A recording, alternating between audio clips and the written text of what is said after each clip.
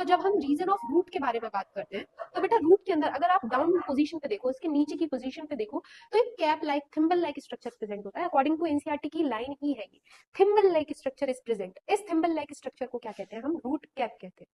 बात समझ में आ रही है? ये आपको कहाँ देखने के लिए मिलती है? रूट कैप आइकॉनिया के जो प्लांट्स होते हैं उनमें देखने के लिए मिलती है।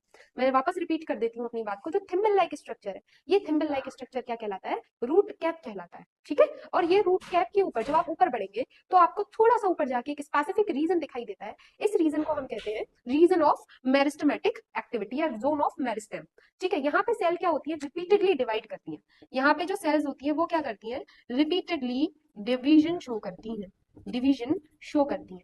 बात समझ में आ रही है? थोड़ा सा और ऊपर बढ़ जाए तो हमें क्या दिखाई देता है? जोन ऑफ इलोंगेशन दिखाई देता है या रीजन ऑफ इलोंगेशन दिखाई देता है, जहां पे सेल क्या करती है? इनलार्ज होती है। जो यहाँ पे डिवाइड हो गई ना सेल, ये डिवाइड होने के बाद इस रीजन में क्या करती है? ये सेल यहाँ पे क्या करती जाती है? इनलार्जमेंट, बड़ी होती चली जाती है। ठीक है, और ऊपर आप बढ़ेंगे तो रीजन ऑफ मैचुरेशन।